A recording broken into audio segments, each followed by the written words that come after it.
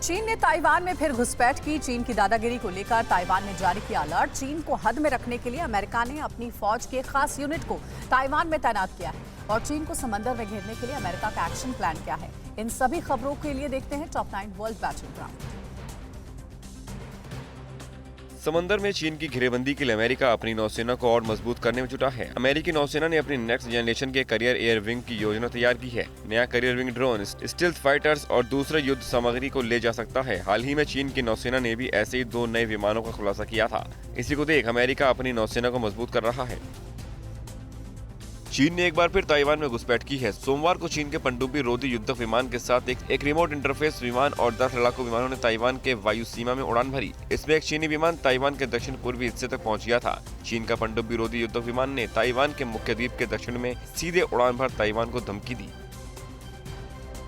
चीन के घुसपैठ को देखते हुए ताइवान ने भी अपनी एयर डिफेंस सिस्टम अलर्ट कर दिया है। ताइवान ने चीन के घुसपैठ करने वाले फाइटर जेट्स की निगरानी के लिए रेडियो पर अपनी सेना को अलर्ट जारी कर दिया है। इसके अलावा ताइवान ने अपने फाइटर विमानों को भी अपनी वायु सीमा की ओर रवाना किया है। परसों भी ताइवान ने जवाबी कार्रवाई कर घुसपैठ करने वाले 8 चीनी फाइटर जेट्स को वापस जाने पर मजबूर कर दिया था।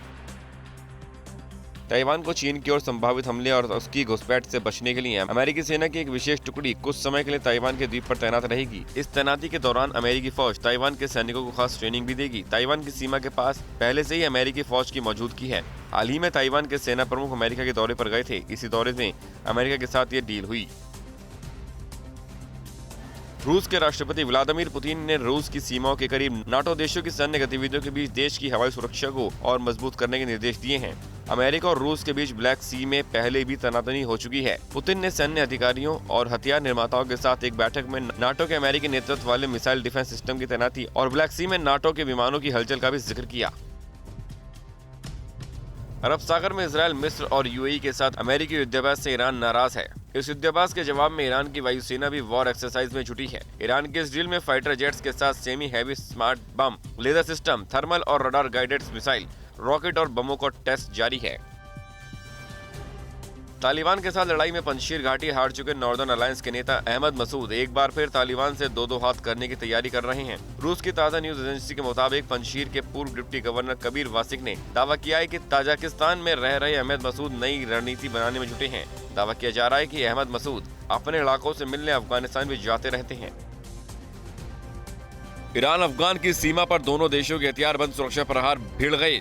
सूत्रों के मुताबिक निमरोज सीमा पर ईरान के सुरक्षा बलों ने अफगानिस्तान के एक ट्रक चालक के साथ बुरा व्यवहार किया, जिसके बाद गुस्से में तालिबान के सुरक्षा प्रहरी ईरान की सीमा के 300 मीटर अंदर पहुंच गए। हालांकि बाद में तालिबान को ही ईरानी सुरक्षा बलों के जवानों से माफी मांगनी पड़ी।